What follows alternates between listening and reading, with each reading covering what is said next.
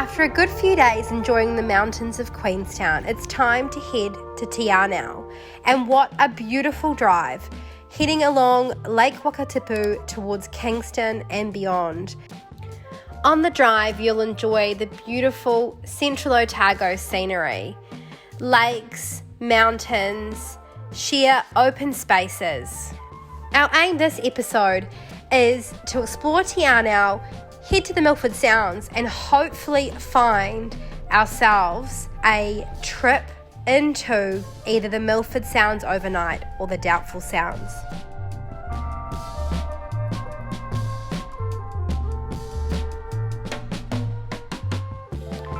Lake Te Anau is a beautiful, picturesque lake that shadows the town of Te Anau, with lots of activities and things to do, including seaplanes, hiking, boat trips over to the parts of the Kepler track, and a town that has cafes and restaurants and everything you would need.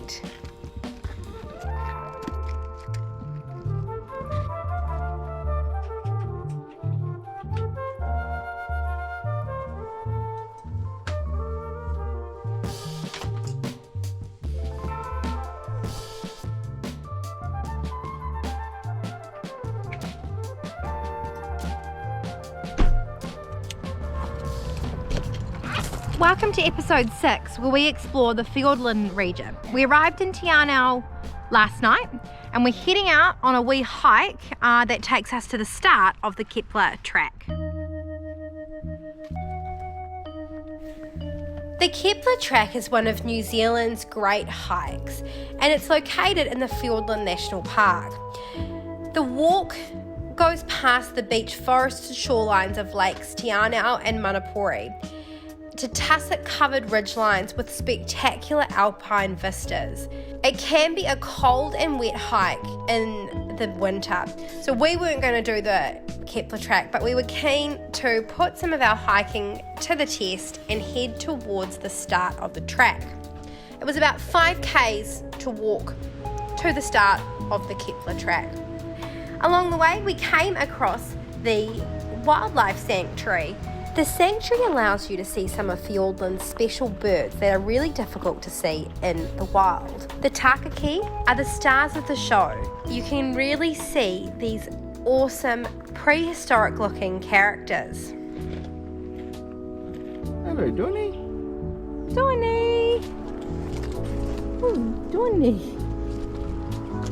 Unfortunately, the North Island takahi are extinct, but there's approximately 440 of these flightless birds still in existence. Donny! So keeping them safe is super important. The takahi is a much larger and more brightly coloured bird than the pukeko.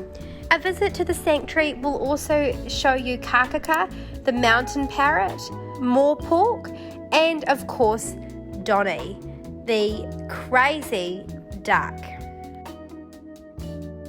We all got a little struck down while staying in Te Anau, but thankfully we were at a lovely camp spot and could bunker down and recovered really quickly so that we could continue our trip into the Milford Sounds. Once we were all feeling better, it was time to head towards Milford.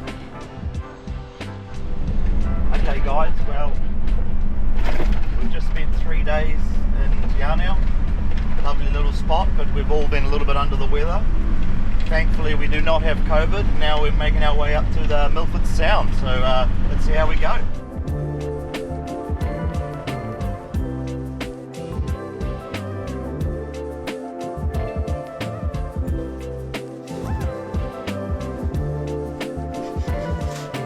Is that very nice colour?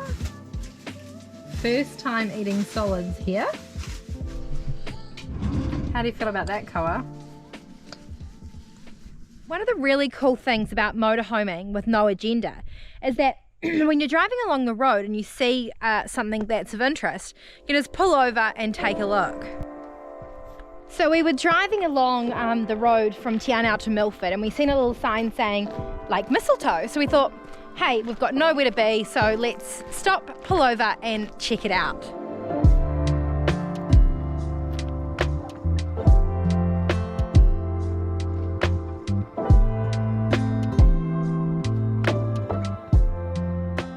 There was a bit of scuffling in the trees back up there.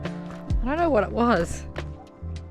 Lake Mistletoe is an easy walking track that leads you through the forest to a peaceful lake that is home to some of New Zealand's duck, frogs and other wetland wildlife. It's a pretty spot and perfect for a picnic lunch.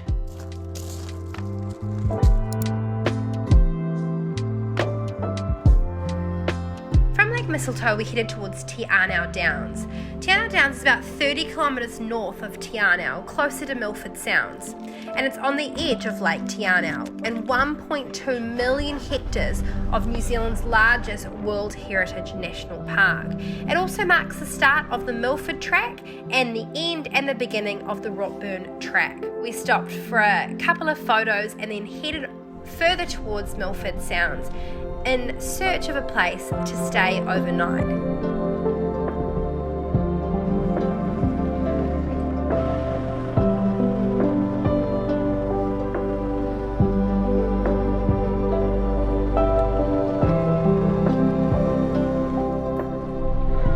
So I know I've said this a few times, but this is another beautiful stretch of road in the South Island. We actually met a couple who, funnily enough, we've seen a couple of times on our trip at different car parks in the South Island, and they said they were a bit worried about coming down this road, so they actually got a driven tour out to the Milford Sounds. So I was a little bit unsure about what the conditions would be like and whether or not the road would be sort of easy to pass, but it's basically like a main highway, and there is heaps of dock sites that you can stop at along the way from Te Anau to Milford Sounds. So we're actually going to stay tonight at one of the spots along the river here and enjoy the beautiful Fiordland National Park. I think that we'll definitely be coming back here for a longer trip, just exploring this region because there is so much beauty and so much to see. We decided to perch up for the night at Upper Eglinton. You can fly fish in the river and there are magnificent valley views. Lucky for us, we had the whole campsite and valley to ourselves. The sun set behind the tall mountain peaks, towering over Upper Eglinton early in the afternoon, making for a crisp evening spent here.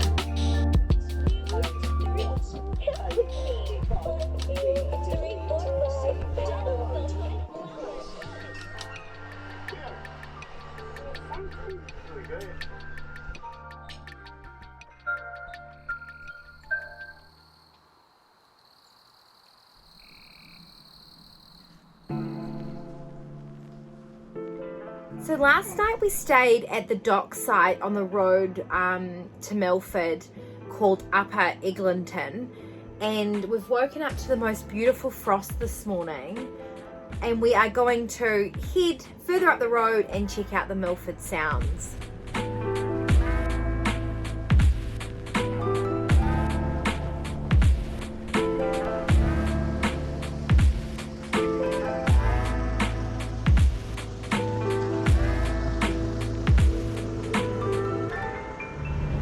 So we've left Upper Eglinton, the dock site, and from about there the road definitely has gotten more narrow and more windy, but still very passable. I would just recommend, wow, that's a beautiful waterfall, that you check the road conditions and obviously drive to the conditions.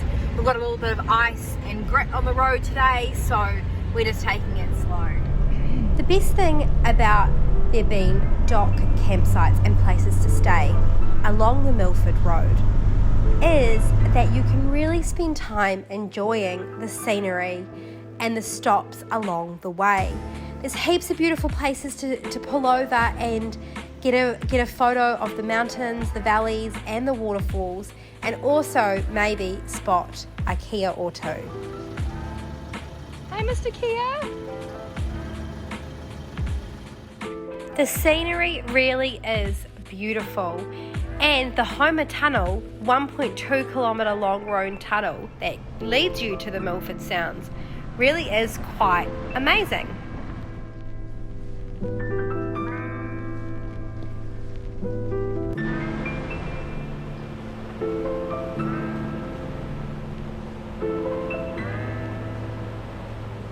So we've made it to the Milford Sound, and I may have spoken a little bit too soon when I said I wasn't sure why people would be worried about coming along this road, because it certainly was narrow, steep, icy in places, and winding. And then you also have to go through the big long tunnel, which is over 1,200 meters long.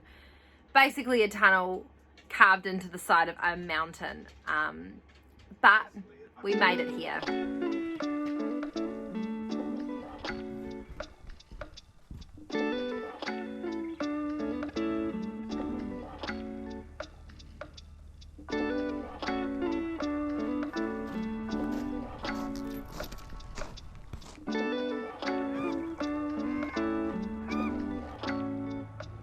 Well, we're standing here looking at the most amazing view of the Milford Sounds, and we're really quite lucky, aren't we, because there's like nobody around. I guess that's the beauty of motorhoming around the South Island in New Zealand during winter, and I guess our borders have only just opened, so this place is more than equipped for hundreds of tourists to be here at any one time. There's a huge car park, there's boats ready to take people out behind us, but we yet to see one other person.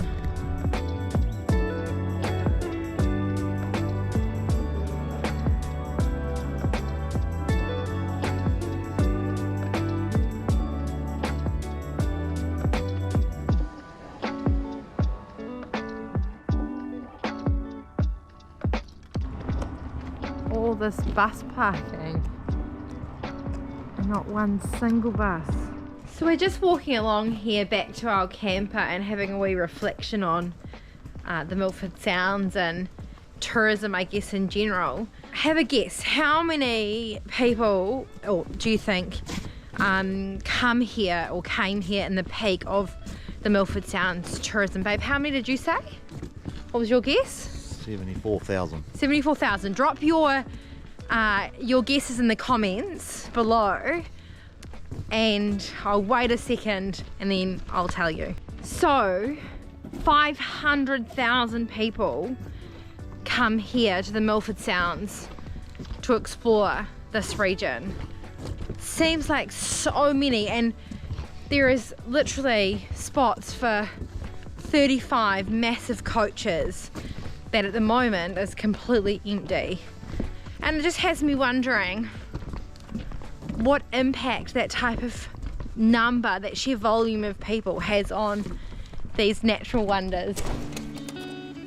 So apparently it's the rain that makes the Milford Sounds one of the 8 wonders of the world. On average, it rains here 200 days of the year, with over 250 mils of rain per day, equating to 6.7 metres of annual rainfall. So if the rain radar says rain, grab a raincoat and come anyway.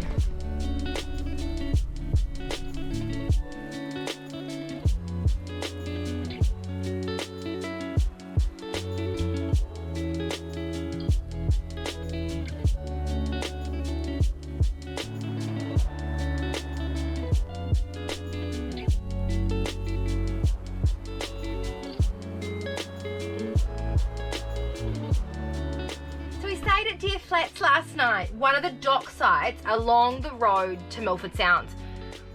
Really great spot actually. We came quite far down the road that comes to Deer Flat, and there's a beautiful stream or river in front of us. We've seen a couple of trouts. We've woken up to a slight dusting of snow, and we can see the mountains just peeking out above the clouds to our side here. Now we're heading back to Te Anau, and we are going out on a 2-night cruise through the Doubtful Sounds. Really excited about this. So watch this space when we trade our motorhome for a boat.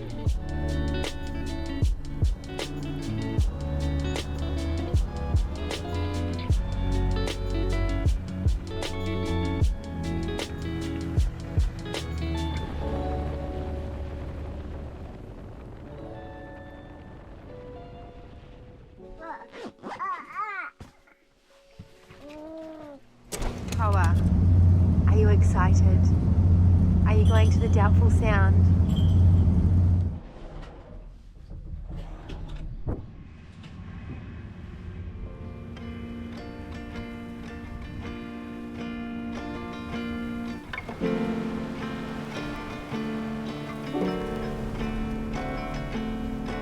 The Doubtful Sound's 2-night cruise aboard the Milford Mariner really was a once-in-a-lifetime experience. The boat caters for over 65 people. For us though, there was a team of only 14 tourists.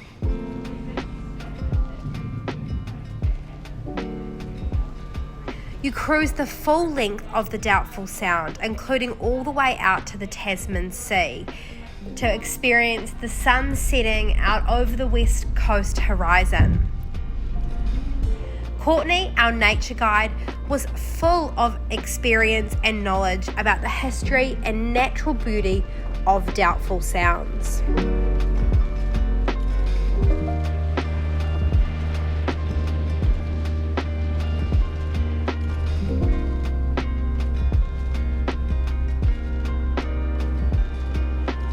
It wasn't long into the cruise before we seen dolphins jumping and birds chirping on the shoreline. What a real awe-inspiring experience. We were lucky enough to find a quiet, peaceful spot to park up and jump in the kayaks and head around closer to the shoreline. I'm out kayaking in the Doubtful Sounds, and the landscape here is truly something else. It's sheer mountain faces with green lush bush. The water is the most insane dark colour, and we have our boat, the Milford Mariner, parked up just a couple of 100 metres in front of me. When I got back to the boat, I was lucky enough to be able to experience the thrill of jumping into the icy cold water in the Doubtful Sounds. Now, I've jumped in some pretty cold water before in my life, including in Antarctica, and I was not expecting the water of the Doubtful Sound to be quite as cold as it was, but it sure was refreshing. The accommodation was amazing, and we enjoyed excellent buffet dinner and breakfast prepared by the onboard chef.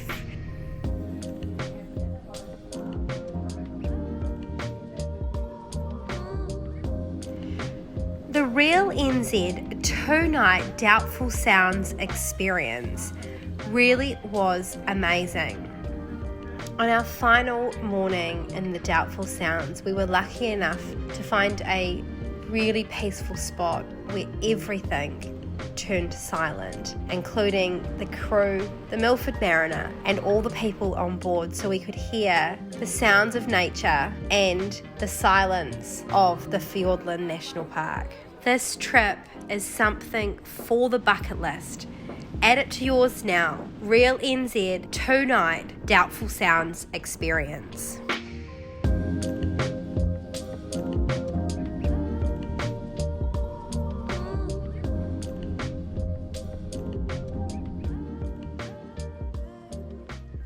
We're going to wrap episode 6 here, where we travelled from Queenstown to Te Anau to Milford Sounds. Then we went out on the Real NZ Milford Mariner for 2 nights in the Doubtful Sound, and what an experience that was. A must do if you are motorhoming around the bottom of the South Island. Then we continued on, checked out one of the other lakes in the Fiordland National Park, continued south hit Riverton, Invercargill and Bluff. We haven't had too much footage over the last few days because the weather hasn't been great, but I can't say that Invercargill is my favourite town, but I'm glad we made it to the bottom of the South Island. Tune in for episode 7 as we head around the Catlins.